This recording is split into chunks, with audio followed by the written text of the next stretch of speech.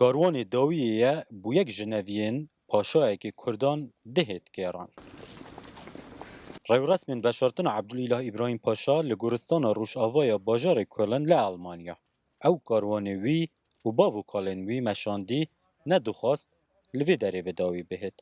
مالبات وی دوست و حوال لگل هفبیر نوین سیاسی دویزگاه دو ماهیه دا وی ببیردین. بداية الثمانينات ساهم الأستاذ عبد الله بريم باشا الملي دەستپێکا ساڵین هەشتێدا مامۆستا عەبدولله پاشا ڕۆڵەکە بەرچاو دیت di دیالۆگên di navbera pêkhatên cudayên Sûriyê de bi taybet di tevgera siyasiya Kurdî de xwedî roleke mezin bû.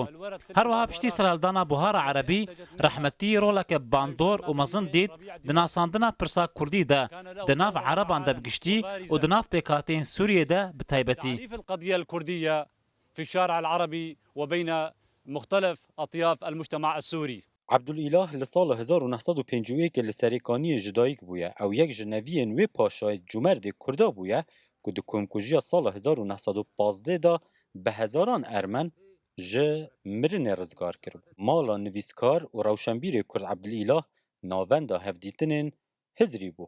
مامۆستا نەمەر عەبدولئیله ژیانە خۆ تەفدە ji bo kurdewarî û ji bo xebata Kurdî û milletê Kurd giş qedand.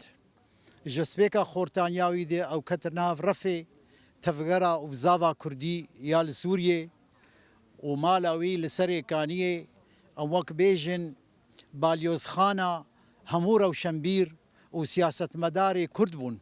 بری 20 سالان مالبات عبدالله هاتن المانیا لی او لسریکانی ما پشتی توشی نخوشیا کانسری بوی جبو چاره سریه خودگهی نخیزان خواه و لسیوئه گی طباخه جا انجام وی نخوشیه کچا داویه دکه گچاوی برو داو وسیعتا باو خواه آشکرا دکه. كتب وصية بالنسبة للأملاك وكتب وصية باوی من وصیتک خو درباره مال و ملک خو نویساندیو. وصیت اویا دنجی بو حوالن ویو گله کرده. هیویاوی یکیتیا همو کردان بو. جبرکو آرمان جامع همویان یکو. دوی ام همو جرا کار بکن. هیویاوی دولتک کردیه گرتی بو. فهو كان يتمنى أنه تكون تحقق دولة كردية وحدة. خودی چندین نویسین لیکولین دیروکی ین درباره کردستان او زردشتیه بود. سنارشین و روداو آلمانیا.